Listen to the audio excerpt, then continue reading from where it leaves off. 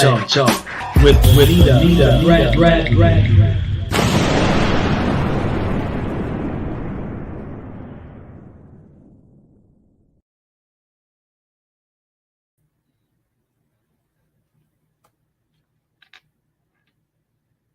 And good evening, everybody. You're watching Live Talk with Benita Bradley. I'm your host, Benita Bradley, and I hope you guys had a wonderful day. Instagram was already on, so they beat you guys on. Good evening to Instagram. Good evening to Facebook. Good evening to YouTube. And good evening to Periscope Twitter. So glad you all joined me this evening. I want to talk to you this evening. Well, first of all, happy belated Mother's Day to all of you. I didn't get a chance to see you. I rested. So happy belated Mother's Day to all the mothers, all those who stand in the gap as a mother, aunties, all of you guys. Hope you guys had a wonderful weekend and hope your day went well so far. So I really want to talk about this tonight because I think it's important. You guys let me know if this light is good for you. If the light is good, let me know. And if the sound is good, let me know. The sound should be okay, but I think I changed my lighting. I'm not sure. I think I did change it. But if the lighting is okay, you guys let me know. Let's see, Instagram. I try to put you where you can see the monitor. Instagram, if you can see this monitor right here, let me know, okay? This is your monitor right here. All right? So let me know that you can see that monitor. You should be able to see it because I'm looking at it through your camera. So you should be okay. All right. So let's get into it. Again, good evening, everybody. Listen, tonight's subject, anybody want to come on with me? I don't know if you raise your hand on here or what it is. I know on Instagram, I can add you on Instagram and let you have your say in the live discussion. I think on Facebook, some kind of way I can add you on and let you have your say in the live discussion as well, because we are live on all of these networks. So if you like to come aboard, let me know and I will let you in, okay? So I had a cough drop. Hold on.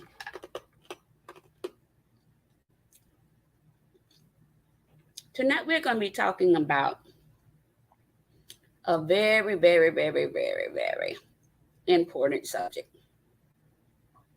We're going to be talking about love. We're going to be talking about love.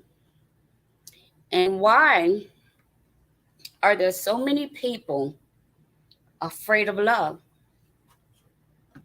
Why are so many people afraid to be vulnerable? Do you know, among the Black community, we have the highest rate of single people. We're not getting married. We're not being committed to one another. And I want to know why. I think, this is my thinking, I think it has a lot to do with fear. That's what I think.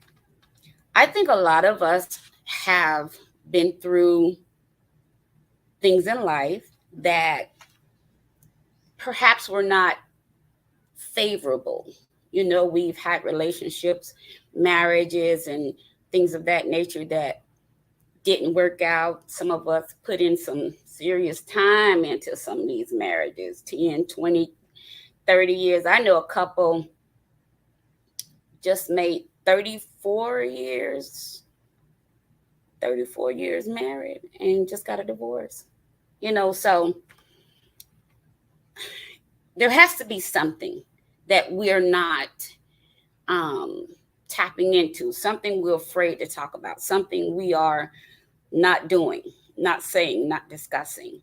And of course, you know, my motto on this show, we talk about what most people won't talk about. We're not afraid to talk about any subject.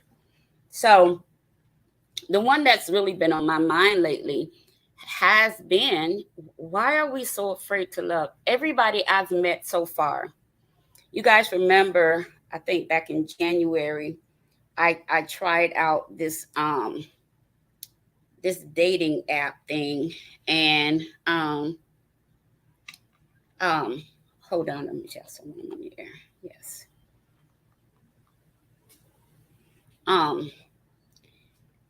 I tried it this dating app. I actually did it as a little experiment. That's really what I was trying to say. I was just trying to see basically what was out there, what was going on in these dating streets. I'm not a dater, you know. Um, I think I don't know. Maybe I don't have the patience for it. I think that's my biggest thing. I don't have the patience for it. I don't have I just don't. So I'm not a dater. So I hadn't been on a date in a long time. So I said, well, let me try this dating app, see what's going on out here in these dating streets. So a few people had told me about a few apps. So I logged on just to kind of check them out, see what was going on the apps. And I may have stayed on the app maybe. How's my light? How's my light? My light look okay? Yeah, you're so pretty. Thank you. That's my daughter gushing over me, telling me how pretty I am. She's such a good child. And that's when you raise them right. So I went on some of these apps to really just do a little research and get a feel for what was going on out there. I'm in my mid 50s now, honey. So I don't have time for all these games. I don't have time for you to still be trying to figure out what you want in a woman, what you need, what you like, what you don't like. If you can't come, to the table already mentally prepared for me, then that's probably going to be one of your biggest red flags that I'm going to notice kind of like right off the bat. I just, like I said earlier, when you've gone through things and you've lived and you experienced life, and I'm not necessarily talking about a negative life, just life in general. Life happens to all of us. So I'm not talking about that you've had a bad life. You just gone through life. And then some of us that went through divorces, it wasn't necessarily, drag out divorce. We just stopped being married. We stopped being married, so we're divorced, and so all of that, I think, causes people just to be afraid to try again. And so because people are so afraid to try again, I think a lot of people are just giving up. Like, nah, I don't want to do that again. I had my heart broken before. I put my trust in somebody before, and, they cheated on me, or, I cheated on them and they didn't want to forgive me, or they said they forgave me, but then every time they got mad, they brought it back up and threw it in my face. It's just a plethora of reasons why we're not willing to open ourselves up to love again. And I want to talk about some of those reasons tonight. And I already know I'm going to have to do a 1 and 2. So what I don't finish tonight, I'm going to come back Thursday on Thursday's show to finish it, okay?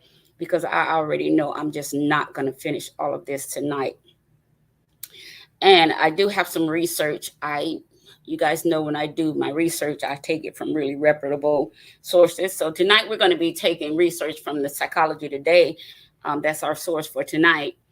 And we're going to go through 7 reasons most people are afraid to love.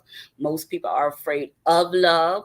And sometimes they're not just afraid of, trusting someone again. They're afraid of, some people are even have fear within themselves, like, I don't trust myself to pick right because I've picked wrong before. Men and women have those fears. I have that fear sometimes, If you've gone through a divorce or a breakup of any kind, that you was with somebody any real length of time, sometimes you're going to be a little, you're going to push back a little bit. When I decided to try those dating apps out, really, honestly, I just was kind of doing research. Honestly, you got to know me to know I was really doing research. But I did meet some interesting people, you know. And when I say interesting, uh, I don't mean interesting in a way that I'm saying I'm interested in that person or those people.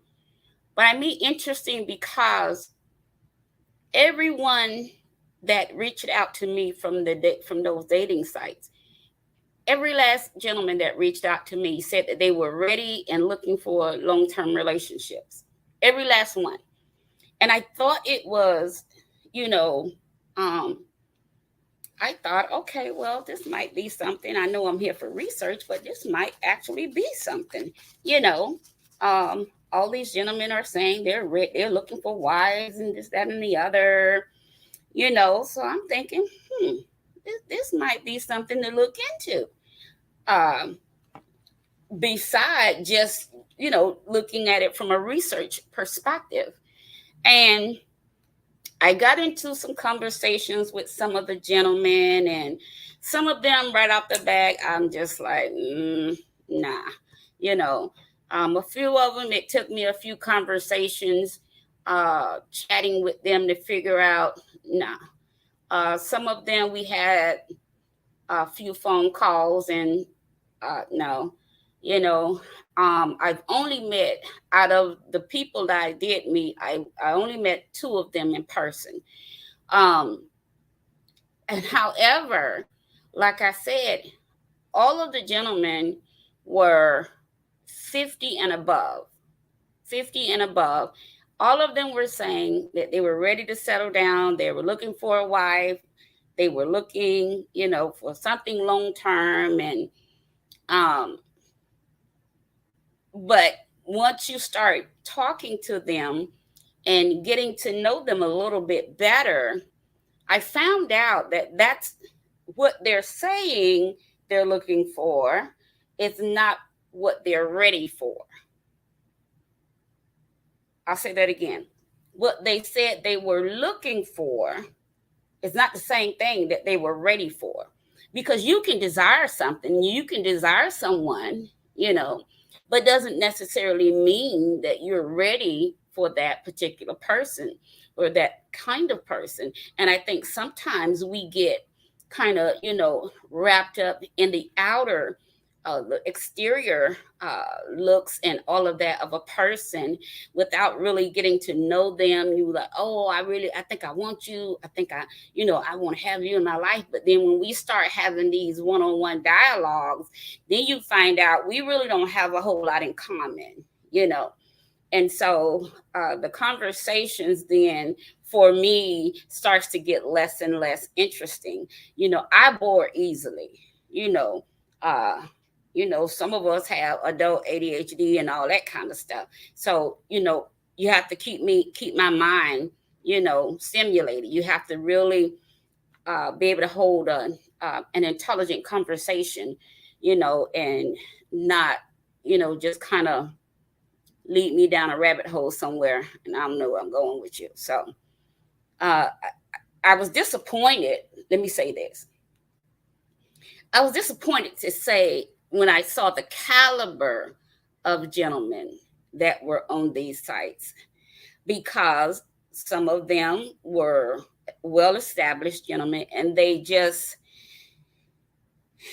you can have everything in the world, but if you don't have um, the ability to heal from one situation before you get into another, or if you don't have the wherewithal to admit that you're still hurting from something in your past, your previous relationship, your previous marriage, or what have you, if you don't have it within you to say, I'm still hurting from that, and then you try to get into a relationship with someone who is healed, someone who has done the work, someone who has been in therapy, and did all the necessary work to heal themselves or get better or put themselves in a better position mentally or psychologically or what have you, it's not going to be long before those flags start flaring, you know.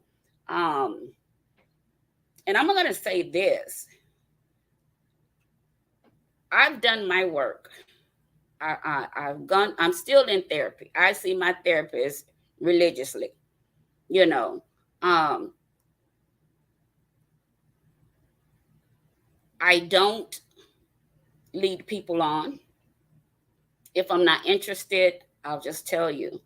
You know, I'm not interested in you that way. You know, if we decide to be friends, then we're friends. And we both understand that we are just friends. This is not going to go any further once we decide we're just friends, you know, because uh, the one thing I won't do, I never give a man a second chance to tell me or show me that he's not interested in me. You don't get a second chance to do that. Once I can feel that vibe from you that you ain't really feeling me, and I ain't really feeling you, there's no need for us to keep doing this roundabout dance that we're doing, you know. Or if I'm feeling you, but you know you're not really feeling me, you know, you want something different, and I'm cool with that.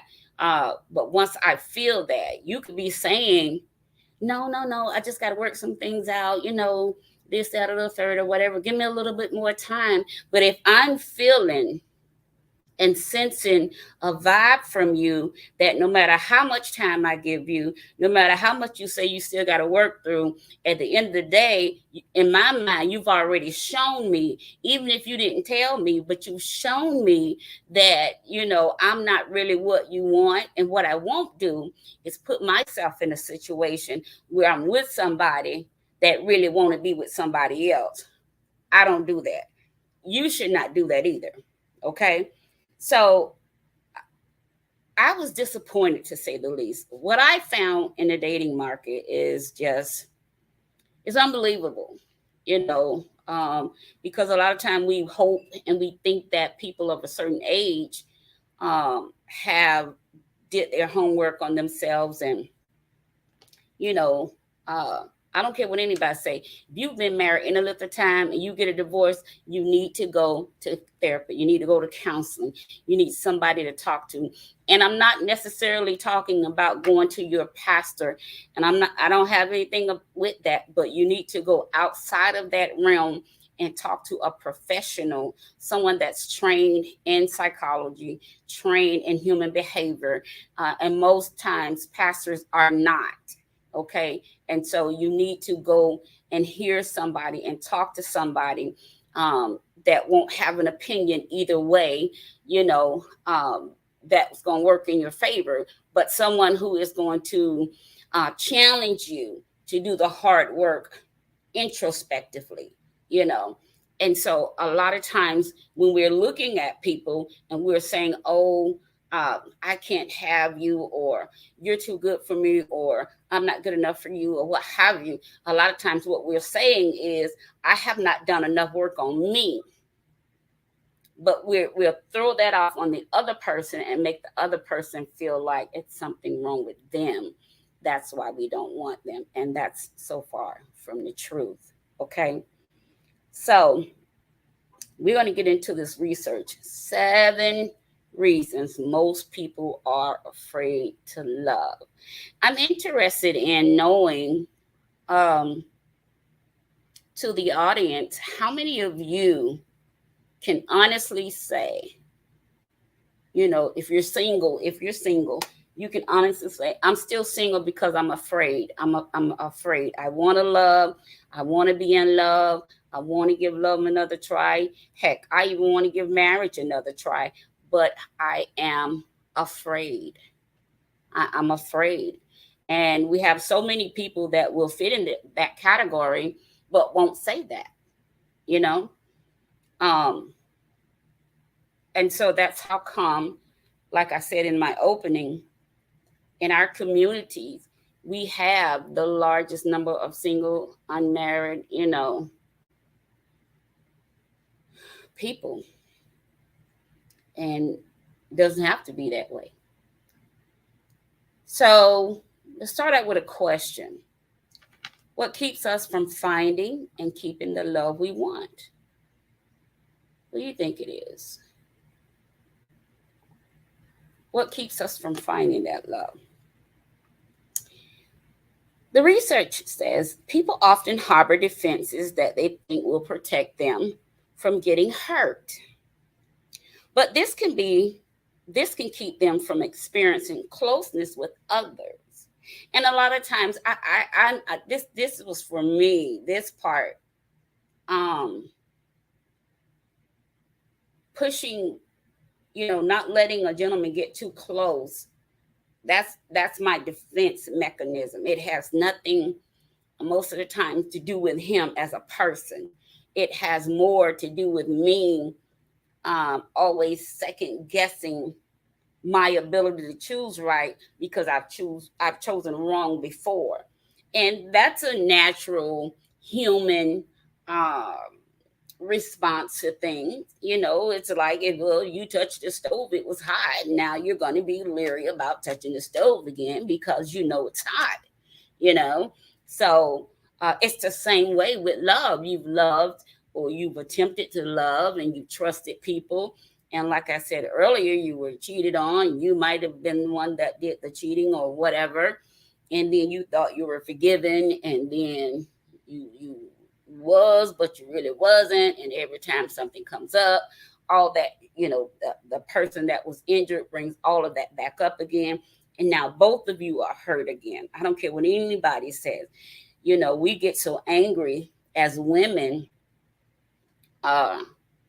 If a man cheats on us, I often think like this as well. He not only hurts us, a man cheating on a woman does not only hurt the woman, he hurts himself too. And I know, I might get some pushback from the women on this. Oh, no, he's the one out there enjoying it. I promise you, some part of him is hurting. Every time he goes to be with another woman outside of his relationship with you, some part of him is hurting. He knows hurting you is hurting him. Now, if he can just go out there and sleep with anybody, his conscience doesn't bother him, he come home, sleep with you in the same night, you might be dealing with something else then. But on average, a thinking man, let me rephrase that, a reasonably thinking man won't be able to just go out there and be with everybody and doesn't have a conscience about how he's making you feel. Not if he really loves you. I just don't believe that. I don't believe that our men are that cold and just, uncaring. I don't believe that about our men. I refuse to believe that. Not because I've never been through that experience, but I just don't believe one man can identify the entire gender of what a black man is. I don't believe that. That's just not, I don't think that way. All men are the same. They're not. There are good men with morals, with integrity, decency, all of that. Then there are those, that people like to call the four-legged animals, and I get that too. Just like I understand that there are really good women out there. But then there are women out there that seek and destroy good men. And by the time they finish with you, you're not good for anybody else. You shell shocked, you're damaged, and it takes a hell of a lot to get you to a place of healing where you even like women again. Not that you went over to the other team, but you like women so much where you can actually love a woman again. Because, a man can have sex with you and don't feel nothing for you. I mean, don't feel a thing. Get up from you, go to the next one, and don't think anything about it. And then you all broke up crying, but I thought, and he was like, oh, you knew what this was from the beginning. It's like, wow, so I don't want you to think that just because, a man is having sex with you, that means he loves you. Not the same thing. Not the same thing. That's not what we're talking about. Okay. We're talking about the ability to take care of your heart, the ability to make sure that your mental faculties stay protected, the ability to make sure that your atmosphere is protected, the ability to make sure that you stay grounded, you and he together stay grounded, that any little thing just won't come and sweep the whole relationship, off the rug. That's what I'm talking about, okay? And so sometimes having that kind of closeness and that kind of experience, once you've been through a divorce or a bad breakup or what have you, called off an engagement or what have you, those experiences sometimes causes us to push back when love tries to come knocking again. I can honestly say for me, um, I remember, you guys know my mom passed last year. And one of the conversations she would always have when she and I talked, she would always say, I'm praying for you a good husband, Benita. You a good girl. You need a good husband, And I would say, okay, mama, okay, okay. Sometimes I'd be like, under my breath, I'd be like, girl, you can stop praying that prayer. But truthfully, I do think sometimes, that then she asked me this. She said, do you think that you're just scared? Then I had to, no, ma'am, I'm not scared. I just don't have time for the games. And she says, no, are you afraid to try to love again? Huh. I had never thought about it that way, even though I knew that's what was really going on with me. And I just didn't know how to put it into words. But when she said, are you sure you're not just afraid to love again and let somebody get close to you again? When she said it, then you know how that light bulb comes on and that clicker starts to clicking. I started thinking like, okay, maybe I am. Maybe I'm afraid of being hurt again. I don't want to hurt anyone, and I don't want to be hurt anymore. You know, um, I've hurt people. People have hurt me. I've done things to people. People have done things to me. There may be someone that say, "Well, no, she really broke my heart." You know, I don't ever want to put a man in position to where he feels like I broke his heart, because I know how that feels to be heartbroken. You know, and I think my thing has always been, you know, if I can get close to a gentleman, but not let him know how I'm really feeling, that was my deal, you know. But because I am such a passionate person, it's gonna show. You're gonna know how I feel about you sooner or later. So in order for me not to allow those feelings and those emotions to show, I would just keep everybody at bay.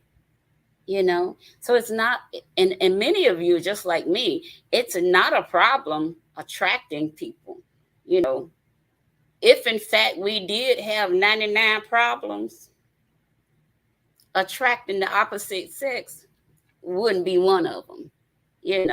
So that's not the problem. The problem is, uh, I don't just want attraction, I want relationship. you know I want intimacy, I want closeness. And in order for me to have that, I had to be willing to say, you know what, maybe I am afraid. Maybe I am. And here's the thing, a lot of times we don't know that we're afraid of love until somebody else starts to pull on our heartstrings of love. You won't even know that you're afraid to love again until love requires you to respond. I don't care who you are. You would have to be somebody of just a damnable nature not to respond to love. When love calls, you have to respond, because love is so kind. It's gentle. It's long suffering. There's no way you can't respond when somebody's loving you right. I don't care who you are, what you say. And so a lot of times we don't even know that we're holding on or harboring these hurt feelings from our past until someone new comes along and piques your interest. And then you start kind of, you start feeling something, feeling some kind of way. You start feeling funny about that person. You want to talk to them every day. You want to hear their voice every day. And if you can't, you at least want a text message from them every day. And then you want a video chat with them every day. You want to see them every day. Something is happening with you. And then right smack in the middle of that good feeling, boom, here comes all the fear from the past, all the hurt from the past. This is what's happening. All those feelings are getting stirred up now. It's getting stirred up. Now it all comes back because, we've gone so long, taught ourselves how to be cold. I can go out with you, and don't feel a thing.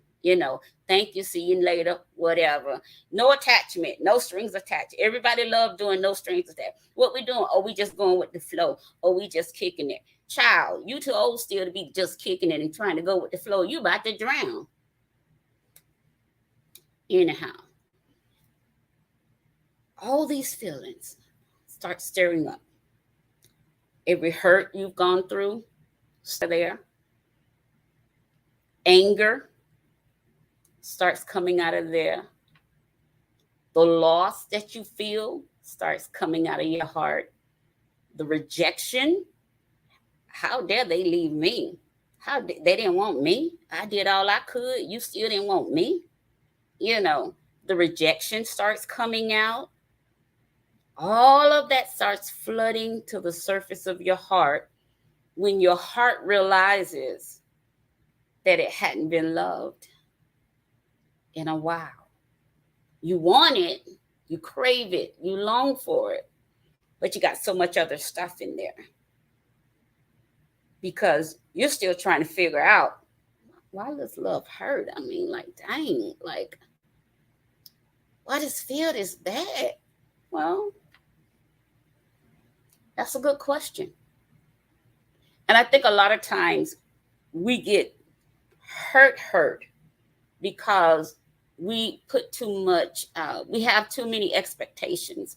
I think that if we reevaluate what relationships are really about and reevaluate this love thing, I think we'll find that what we have done, we have put too much expectation on the individual that's trying to love us. We want them to do more than just love us. We want them to make us happy. We want them to make us smile. We want them, to make us forget about the last person that hurt us. That's a hell of a job to put on somebody. That's a hell of a weight to put on somebody, and I say it like this: listen, I can't fix you in areas where I didn't break you, because I wouldn't know where to start, because I didn't break you. I wasn't there. I had nothing to do with it. I'm coming in fresh, and all I know is I'm feeling you, you feeling me, we both feeling some kind of way, but then we got this wall between us that's won't let us come together because you keep pushing back, and then I push back, you push back, and by the time we keep pushing, we've pushed ourselves apart, and then now my interest is gone. That's how I work. My interest is gone now because you've shown me that what I'm trying to give you is not what you want. The love that I'm trying to give you is not what you want. And the love you may be trying to give me is not what I want, because we got all this other stuff going on. We're still trying to compare, well, when I was in love with that person, well, I tried love before over here. I tried love before over there.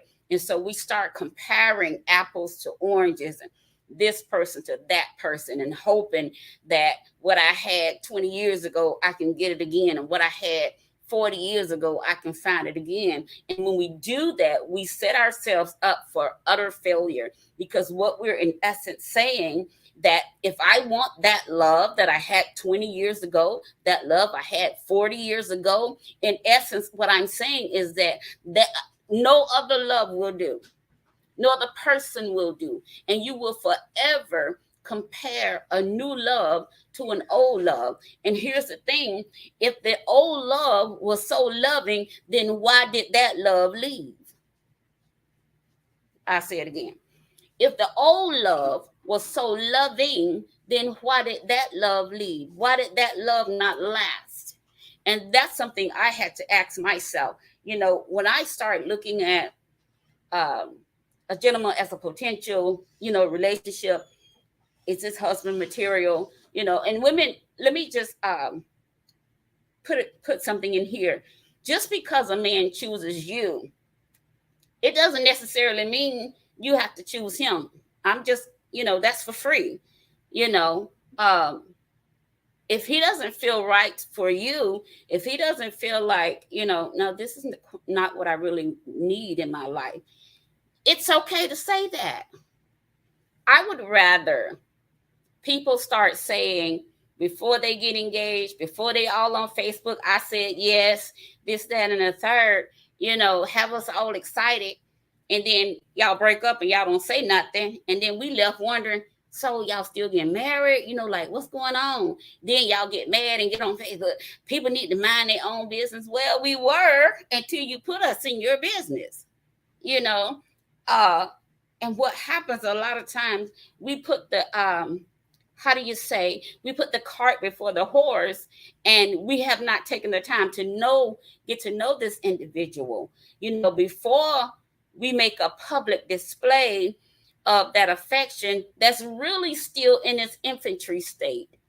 I think that before we start making these big announcements and things of that nature, I think we need to make sure we got all this other stuff cleared up, so that we'll know that we're going somewhere with this. And this is not just for the moment. We just not feeling good for the moment. You know what I mean?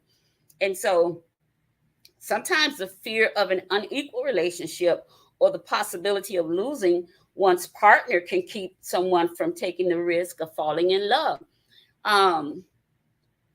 Love is tricky. It's tricky. Love is tricky.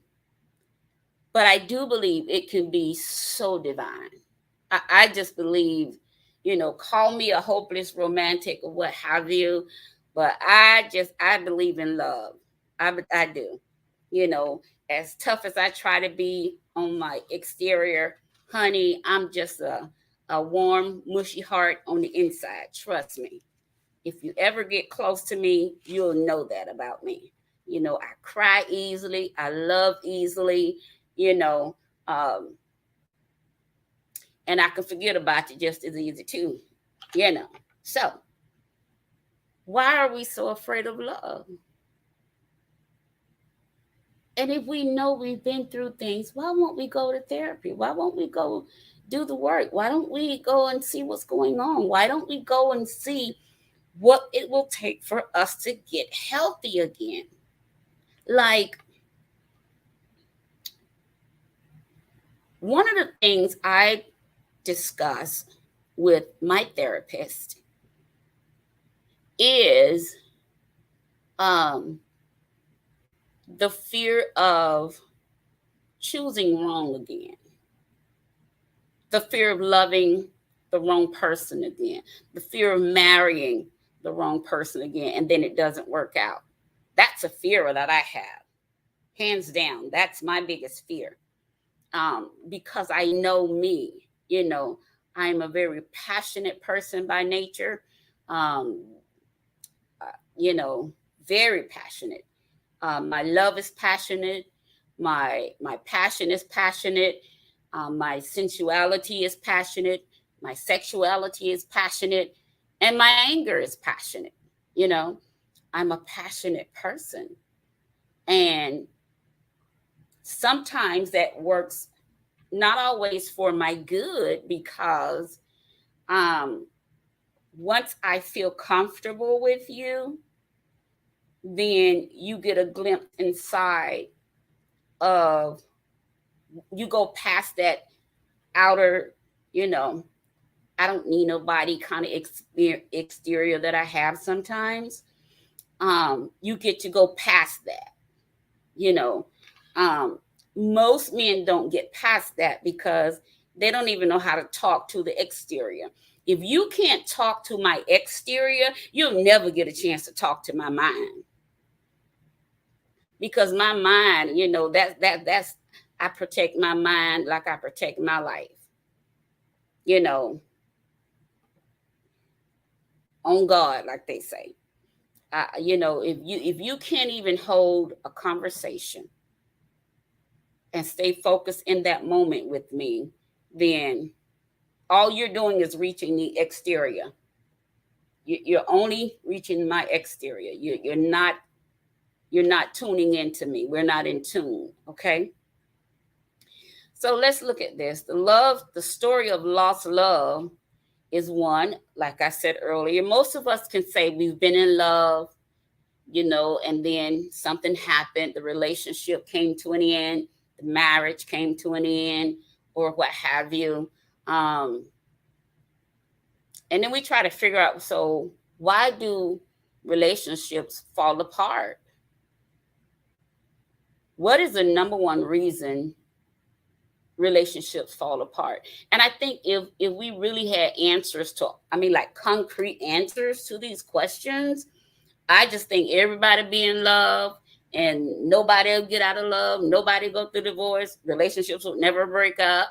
You know, if we had these answers, we don't have all the answers. So we just have to keep having these kind of conversations until we come up on something that says, hey, that triggered me to start thinking, you know what, I probably need to make an appointment to go see if I can get my primary to recommend a therapist to me. I didn't know I was still harboring that.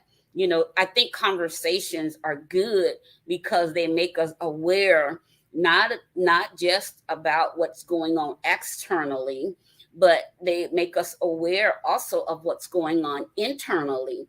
And like I shared with you earlier, like when my mom turned that light on for me when she asked me, was I just afraid of trying love again? I didn't think about it that way. I knew that's what it was, but I didn't think about it to say that I was afraid. You know, I would say, well, it's just men are just not good. You know, I would not take accountability to say, no, there are some good men out there, Benita. You just scared to give somebody a try. So when I start taking that kind of accountability to say, you know, it's not that all men are bad. It's just that you may have had bad experiences with the men you've chosen. So now you got to redirect your picker. You know, you got to fine tune your picker. You got to fix your picker so that you're not picking the same type of people that you have in the past that caused you to get to the point where now you're saying, man, love hurts too bad. I don't know why love gotta hurt so bad. I don't know if I even want to, you know, get involved with anybody. Maybe I just be by myself, or maybe I just date, you know, be a serial dater, you know, or maybe I'll just, you know, go here, do this, or what have you. Maybe I just be in a long-term relationship with no real commitment. You know, all these things come to surface, but what we're failing to say is, I'm accountable now for the fear that's in me. That's what I had to do. That's the realization I had to come to. It wasn't about so much about this person or that person or what men were not doing. It was the fact that you can say something, one word I didn't like, and that's it. I'm out. You know, just no tolerance, you know. But what that really was about, that was a defense mechanism. It didn't have anything to do with that person, you know, because I was the master of ghosting. Miss Ghost, call me Miss Casper, because I'm gone, you know. But it had nothing to do with the individual. I found out that it had more to do with me being afraid even to say that I'm afraid. We're afraid to admit that we're afraid. We're afraid to say, I'm really starting to have feelings for you, but I'm afraid. We can't even get that far because we're not honest. We're not even honest within ourselves. So if I'm not being honest with Benita, you know good and well I'm not going to be honest with a gentleman that comes along and shows an interest in me. So I had to get to that point to where I did the work because I wanted to know, is it me? Is it love? Why does it hurt? Is it I'm picking the wrong people? Am I attracting the wrong kind of people to me? Like, what's the deal? And the funny thing about it was this. When I asked my therapist that question, I said, well, how come this type of man is attracted to me? She said, let's try something different. Let's try something different. She said, why do you think you attract that type of man? What? She says, why do you think you attract that type of man? First thing I did was got defensive because now she's asking me to take accountability. Now she wants me to say that I had something to do with the kind of man that I was with. Yeah. That's when the healing started. Yeah. That's when it started to feel really good inside of my heart. That's when I started to feel all that stuff that we talked about earlier, the hurt, the anger, the rejection, the loss, all of that started just flowing, like gushing out of my heart. Because now I don't have to look at him and, with that evil eye and be like, you did this to me and da, da, da, da, da. Now I can look introspectively and said, this is what you allowed. This is the kind of treatment you allowed. You don't have to allow that anymore. Your worth is more than that. You deserve better than that. So that comes with taking accountability, though. And I'm going to put a pin here and say this to women. Women, that's hard for us to do. That's hard, especially as Black women. It's hard for us to take accountability, because we really thrive on, oh, he ain't ish, Black men ain't this, they're not that. We drive home on that, and we can fill up a whole wagon, a whole bandwagon, and we just gonna ride off into the sunset with each other. I'm not going with y'all, okay? Because I love the brethren. All right, I just thought I'd let y'all know that. And so that takes the accountability off of us. If we just put all men in this bucket, in this barrel, and make all of them no good, make all of them liars, make all of them cheaters, make all of them, not good financial providers, make all of them whatever. It takes away any accountability on our part as women. The growth comes in when you're able to say, there were some things I said to hurt him as well. There were some things I said that might have broken his spirit as well.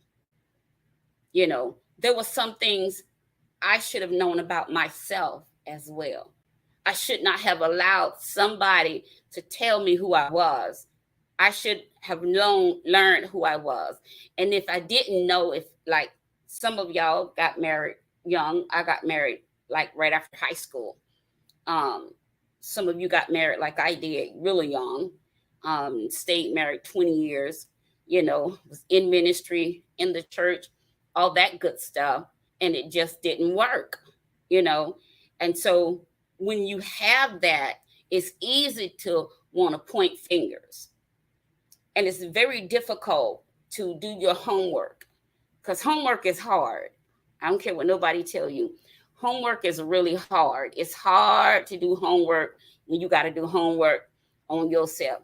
You are the study guide. You are the test. You are the notes. Everything about this homework assignment is you. You. Every chapter in that book is you, from cover to cover, from front to back. That entire book is about you. And most of us as women, we don't want to do the hard work. We don't want to do the homework because it's easier to just blame all men.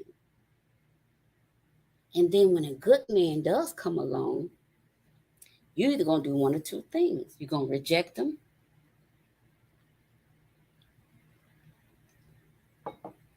which will work out really well for him because you're not ready for him, or you'll take him in and you'll make him just like you. You'll take a good man and you'll make him just like you. And so I want to encourage all of us, do your homework. Admit when you have a fear. You know, I mean, like, what's the worst that can happen? Somebody knows you're not Superwoman.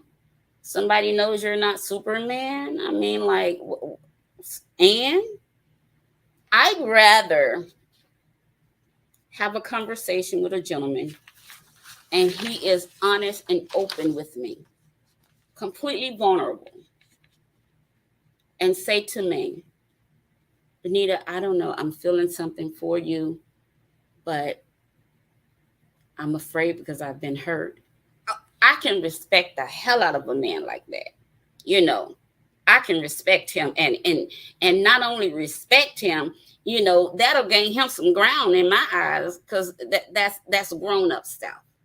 Because you got to be grown enough, not just in age, but in your mind, in your social skills, in your thinking, how you deal with other people. You got to be grown enough to say, this is what is going on, not with the other person, not the finger pointing, but what's going on in me. Okay. So that question, why does love hurt? Why do relationships fail? It lingers heavily in the back of all of our minds. You know, the answer for many of us, you know, guess where you're going to find the answer at? Within yourself. Within yourself. I remember talking to this gentleman, and he was so persistent. Oh, my goodness. He wanted to know, why did you get divorced? Why did you get divorced? He just kept asking. Say, were you ever married? Yes. How long were you married? 20 years. What happened? We got divorced. I don't know you enough to divulge all my secrets and my hurts and my pains. I don't know you well enough. We're having an initial conversation. He says, I know, but what happened? We got divorced. I know, but how come y'all are no longer married? Because we got a divorce. And when we got a divorce, we stopped being married. Okay, I understand. Right, leave that alone. You want in, but you haven't paid the price of admission. I'm not just going to open up and share all of my heart and vulnerabilities with somebody that I don't trust, and somebody that's not willing to be open and honest with me. Or I've run into gentlemen, they'll tell me all of their business first, and be like, okay, now you tell me. I didn't ask you all of that. That's not what I do. That's not how you get me to talk to you. That's not how you get me to share and open up with you. You get me to talk to you because I've gotten to know you in a way that I feel safe talking to you. I'm guarded. I'll be the first one to admit it. I'm guarded. But I'm not so guarded that you can't get in. You just got to know the right keys. Okay. So the answer to why does love hurt? Why does the relationships not work? Is mostly you can look within yourself and find that. Well, most of the time it's because you haven't let go of what you used to have. You know, it's hard to love a person that's still loving on the memory of somebody else. You know, y'all not together. And all you have is the memory of when you all were together. And people can hold on so long to memories until that's all they really have are memories. They block themselves out from new love, new life, new memories, new moments, new intimacy, new passion, new compassion, all of that, because they're hanging on to something that is no longer there, And I've never seen anything like, maybe it's just kind of my nature, like I said, I've grown to the point where you don't get a second chance to show me you don't want me. You don't get that chance. If I'm feeling some kind of vibe from you, why would you want to be with somebody that's showing you they don't want to be with you? Why are you still longing for them? That's something I don't understand. So whether we know it or not, most of us are just afraid of really being in love. No, I'm not afraid of being in love. No, because I haven't been in love before. No, I'm not afraid. Well, you've been in love before, but are you in love with anybody now? Are you still single? Or do you have the relationship, the love, the companionship that you desire? Or are you still holding on to memories of someone you loved and then lost? It's hard to compete with that. It's hard. It's hard.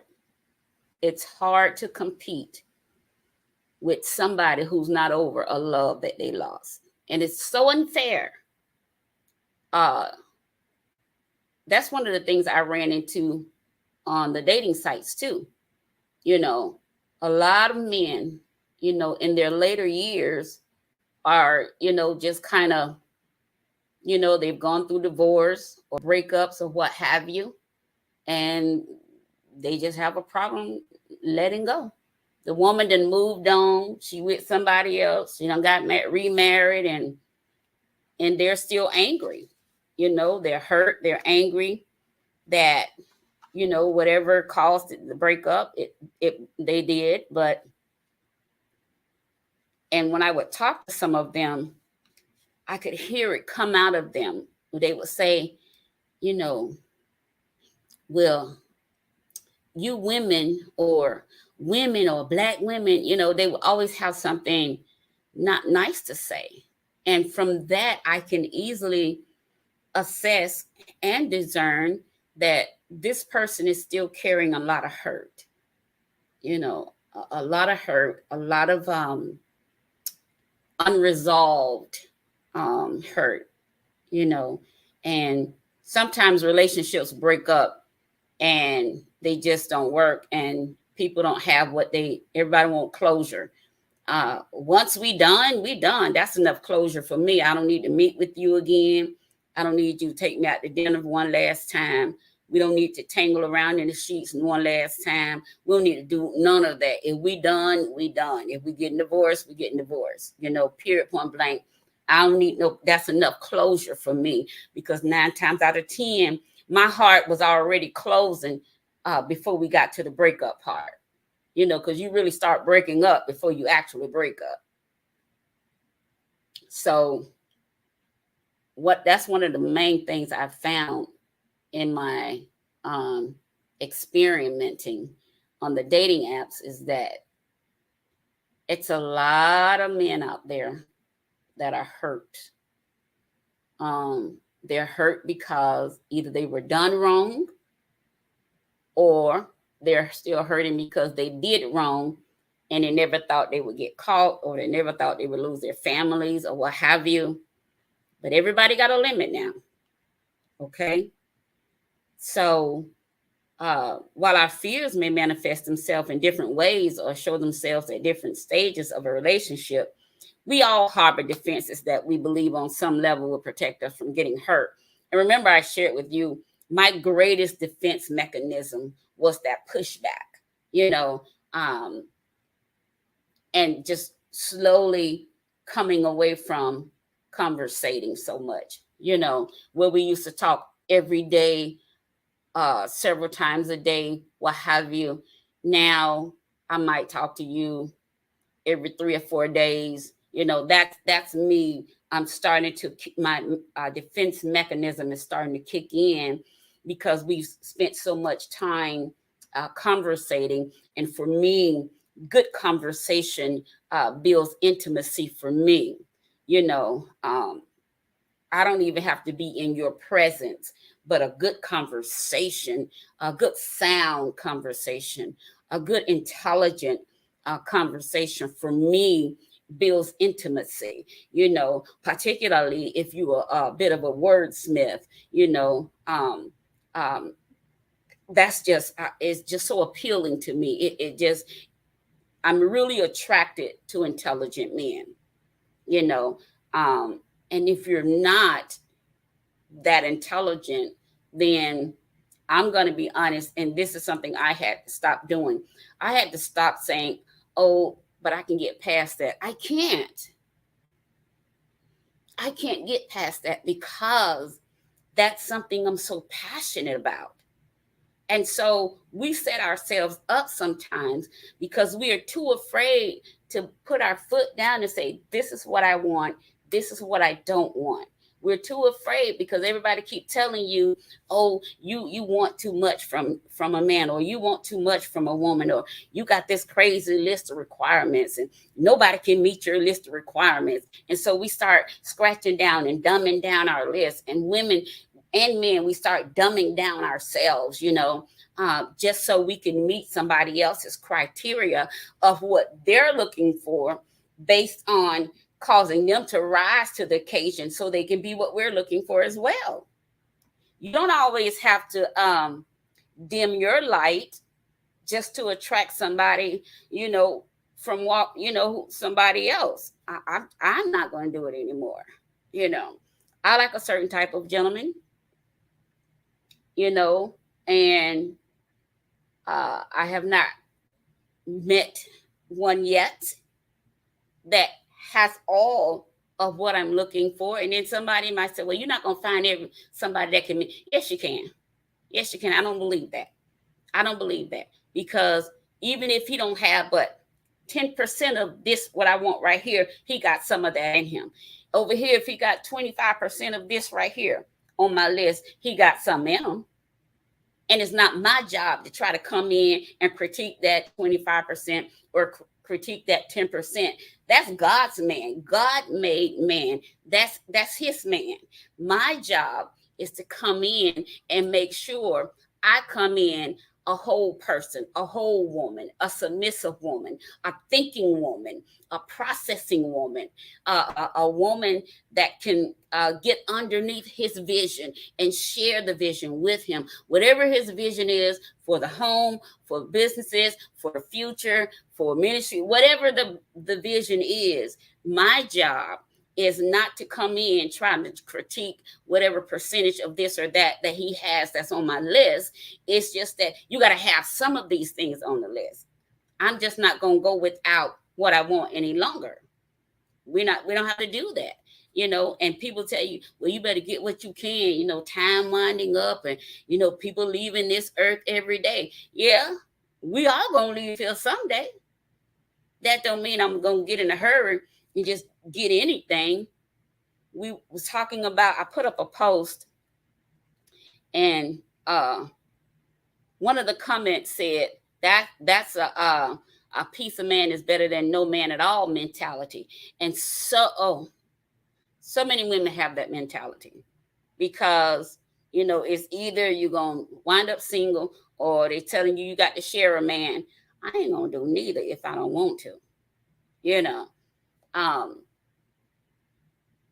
So, I mean, all of us have built in our defense mechanism. It doesn't matter who you are. It don't matter if you're a male. I'm talking about a masculine male man. You have some defense mechanism built up in you, particularly if you've been hurt before. If you've gone through a divorce or relationship breakup or anything of that nature, somebody cheated on you, or you cheated on somebody and they never forgave you, that's hurt. That's a hurting feeling. Knowing that this person never forgave you, that hurts. But at some point, if you knew in your heart you really was repentive of hurting that person and they still never forgive you, perhaps it's just time to move on.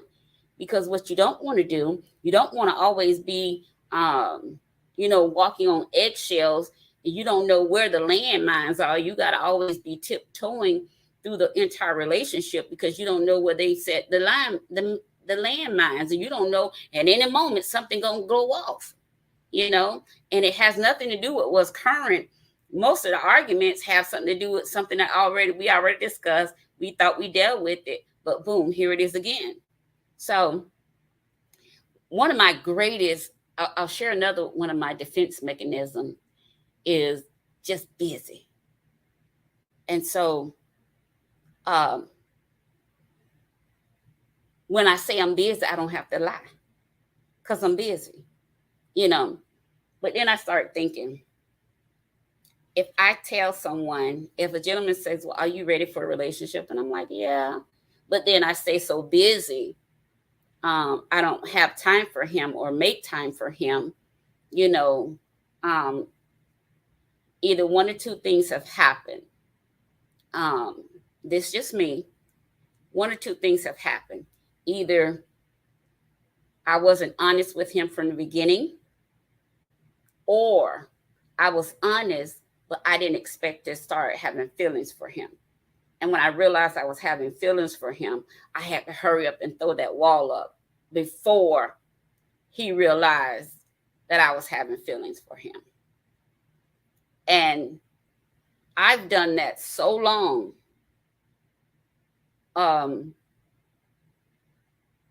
never felt like I had to give anybody an explanation, to why, But there were some good gentlemen that may have been suitable husbands. But back then I wasn't ready. I wasn't emotionally ready, And I don't care what anybody says. You can have a list from Kalamazoo. If you know you're not, and that person can meet check every box. But if you know you're not ready for the type of person that you say you want, let that person stay there for a second. You work on you. Work on yourself. And that's what I did. I took a long time and I worked on myself until I could get to the point where I no longer saw a man as something I didn't want. I no longer saw a man as something that would hurt me. I no longer saw him that way. So I see men in a different way. I have for years. It's not always popular among my female friends or associates or what have you, but it is what it is. And I think when we all just stop and do our work, we'll find out that most of the stuff that we're afraid of was more internal than external. Okay? So the defense mechanism may be, it offers us a false illusion of safety and security. And that's what I thought I was doing. I thought I was just protecting my heart. Nobody's going to hurt me like that again. But listen to what the research says. It says we think that we're protecting ourselves to feel safe and secure. We have that false illusion. But what we're really doing, listen to this, what we're really doing is keeping ourselves from attaining the closeness we most desire. The thing that we crave the most, our defense mechanisms are what's keeping us from getting it. Wouldn't it be extraordinarily enlightening if one day you woke up and your defense mechanism was down and the person that you're supposed to be with, has been right there, someone all along. But both of you were afraid to give the other a chance. So you pushed, and before long, you guys just kept pushing until you were no longer interested. or one was still interested and the other one, was not. What if? What if you do the hard work and say, you know what? I've been giving myself a false sense of security,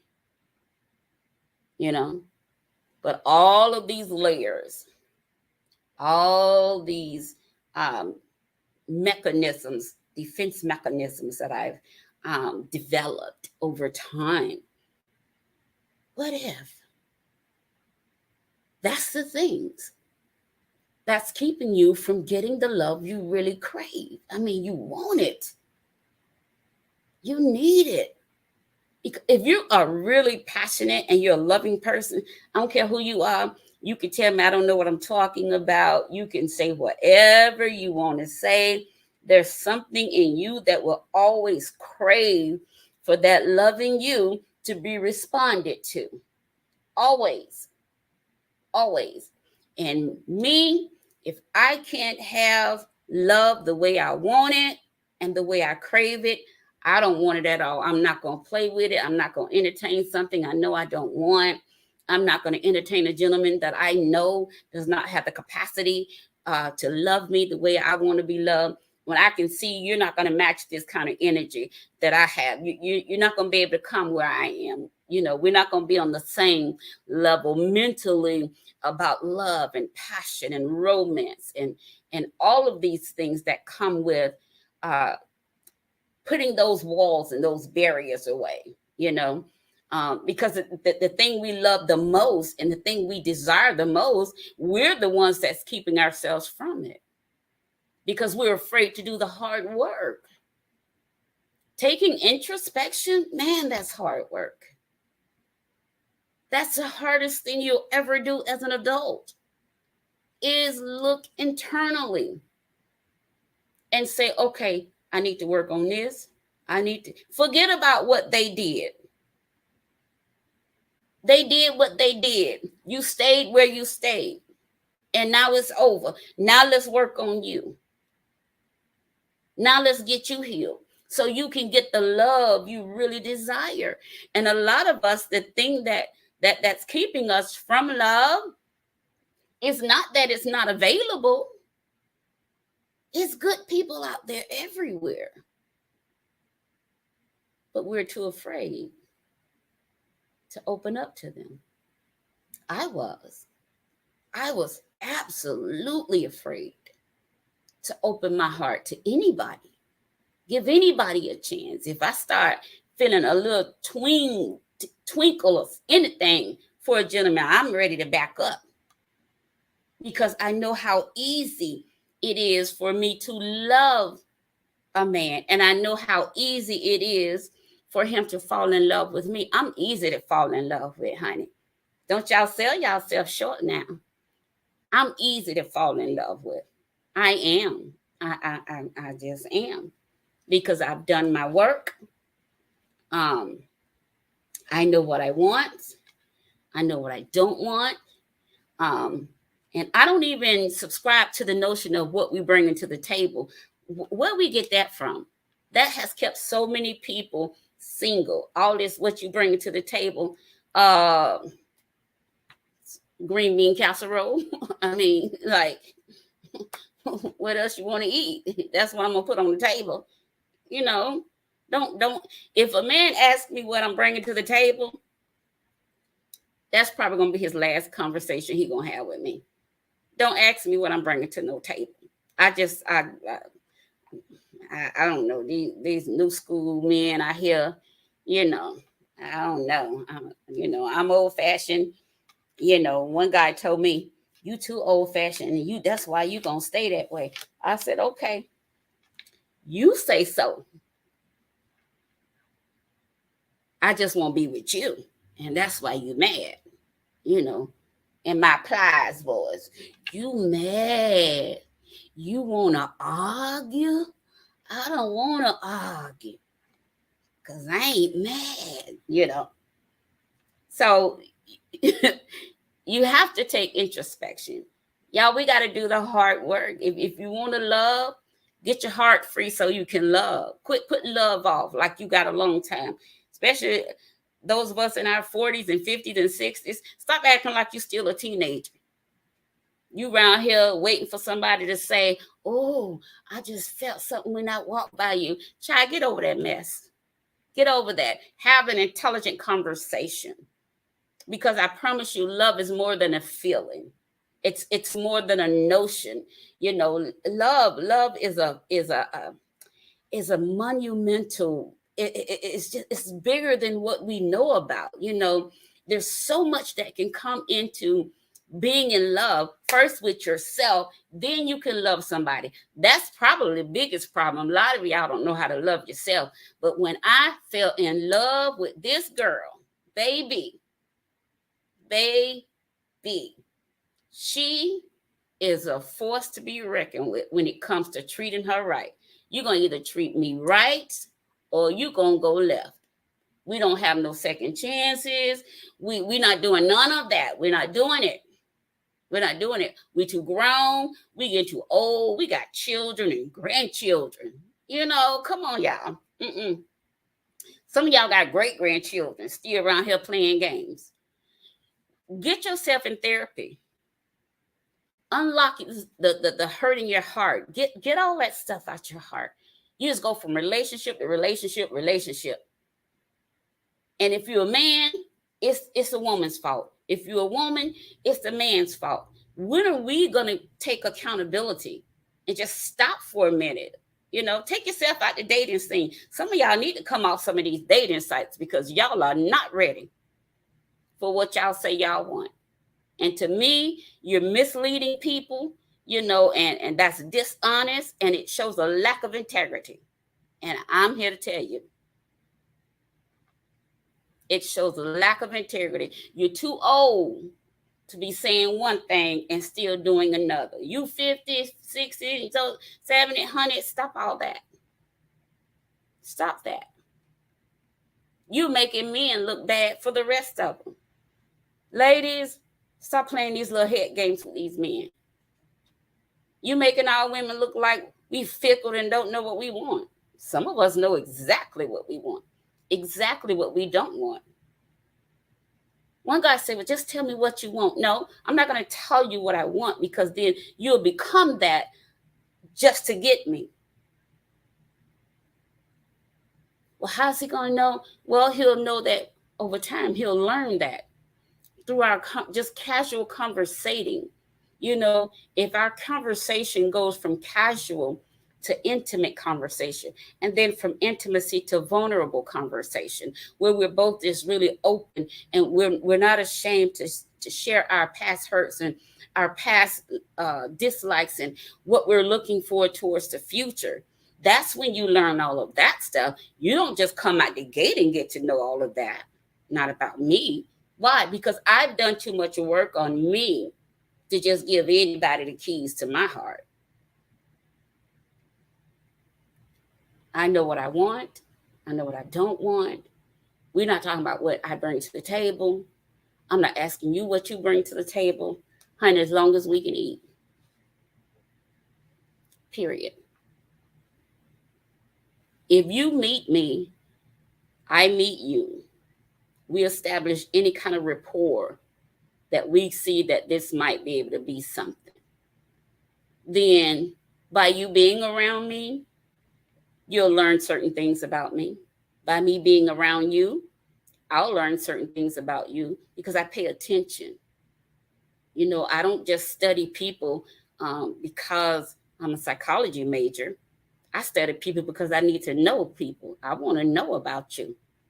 And sometimes men are not going to just open up and tell you everything you want to know. Sometimes you got to just kind of sit back and I know y'all don't like me to say this, women, but sometimes you got to learn how to be quiet, just sit back and observe him in his natural habitat, in his space.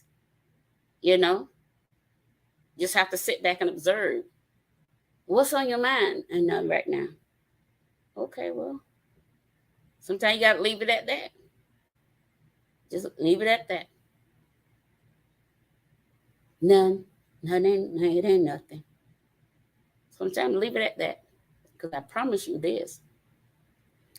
if you become wise enough as a woman and skilled enough and patient enough and trusting enough, he'll come back and tell you on his own without you having to ask. I promise you, it works just like that. I promise you, that's the way it works. You can't pry yourself into a man's heart. He has to let you in. Our hearts are more pliable. Some of us, if you're not a bitter, broken woman, if you are, again, get yourself in therapy, do the hard work, pick up a book. Let that book first be about you. Every page, every chapter, every index, everything from cover to cover. Let that book be about you getting your healing before you get anybody else's life tangled up into you.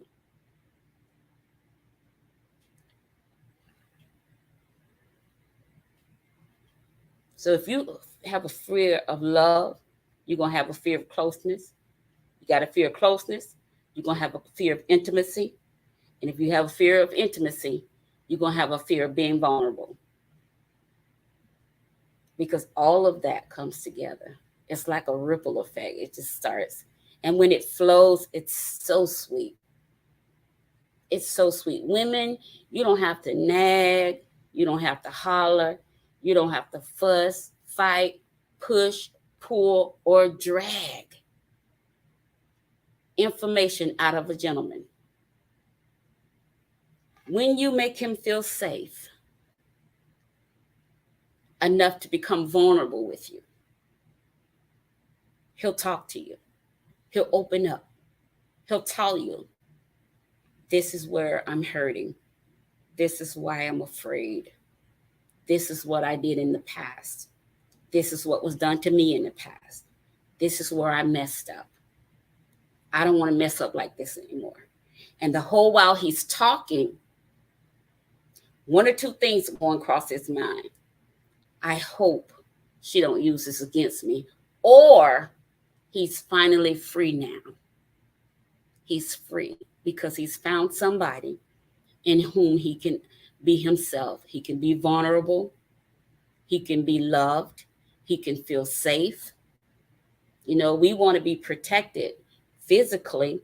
We want to be provided for, protected, and all of that because we are women.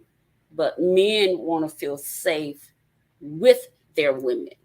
We want to feel safe and protected by them because they are a man. They want to feel safe and vulnerable with us because we're the one that they love. And it's dangerous for you to put your man in a position where he can't talk to you or he's afraid to talk to you because every time he opens up to you, you say one piece of what he said, one piece of his heart. So when you get mad, you got something that you'll get the rest of his heart with. And you use that as your dagger, And women, that's one of the main reasons men don't allow themselves to be vulnerable with women. But I tell you this, and I'm closing.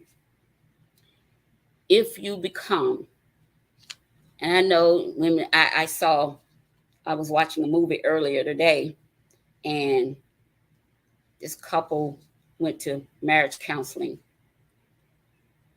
And the husband had cheated. And they had gotten back together.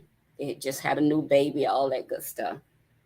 And the lady said something to her. She said, you have to make him feel wanted again. You have to stop making him pay for the mistakes that you say you forgave him for. She said, why do I have to do the work? Why do I have to be the one to keep trying to hold it together? She said to her, you're not trying to hold it together. You're trying to get you together. I was like, oh, I lived in that moment.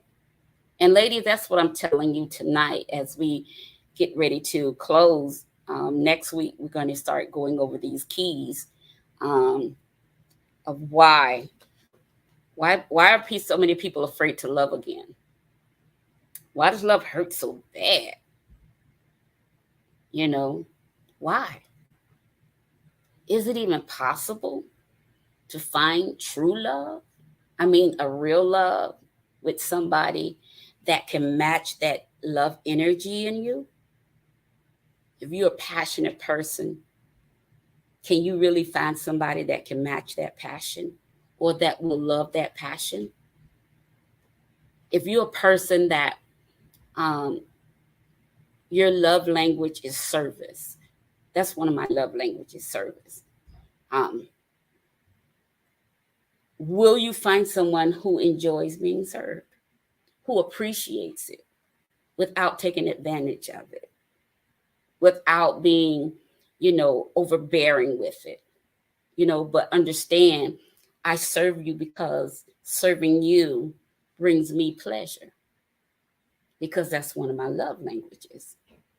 And when I serve very well.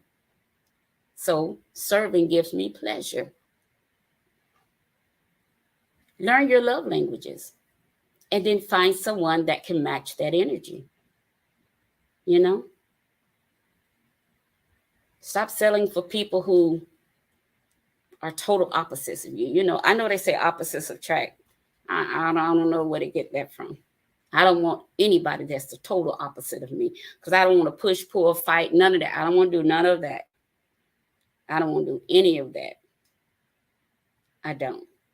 If we're going to have a situation, we're going to have a situation to where it doesn't have to be, fireworks all the time. We don't have to do all of that. We don't have to do all that. You talk to me, I talk to you. If I do something you don't like, you tell me, and you give me that same courtesy. Everything don't have to always blow up all the time. We don't have to just always end up in an argument all the time, particularly when we get a certain age,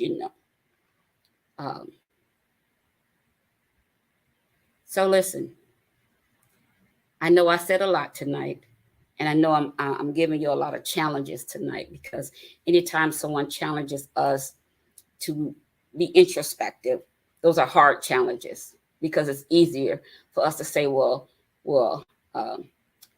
men are like this or women are like that. But it's difficult for us to say, I'm like this. This is who I am. This is where I'm hurting. This is where I need to be healed. So once you do the work on the inside of you, then it'll be clear to you. Love, it'll be easy for you to love, and it won't be such a chore for someone to love you. Loving you should not be a chore. It should be a pleasure. It should be a gift. I think we make love so hard because we don't want to do the hard work to get to love. Does that make sense to anybody? I hope so. All right, guys. So Thursday, I'm going to come back with part 2. And during part 2, we're going to talk about how vulnerable, when you have real love, baby, real love makes you vulnerable. I'm just going to tell you. If you're not ready to be vulnerable, you ought not try to be in love with nobody. Because when you get somebody that shows you love, doesn't want anything from you but to love you, I promise you, that kind of love will cause you to be vulnerable. It will. All right? All right, guys. So listen, don't forget, we're still working on getting our Patreon page, getting some stuff to start going over there. If you haven't seen our trailer for our Patreon page, I love to show it off. Let me show you this real quick. And let's see. Then we're going to be out of here. And then I'll be back Thursday with you guys to do part 2. Okay? Let's see. Oh, no, not that one. Oh, here it is.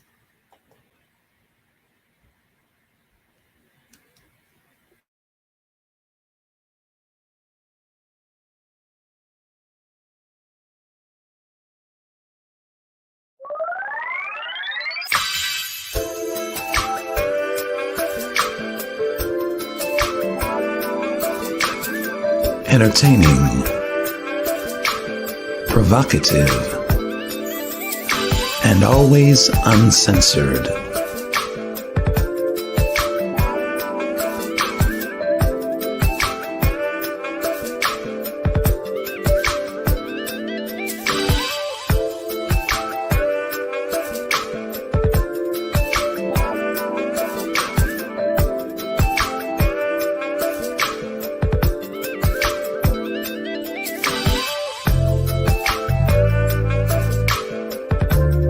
Behind the Curtain with Vanita Bradley.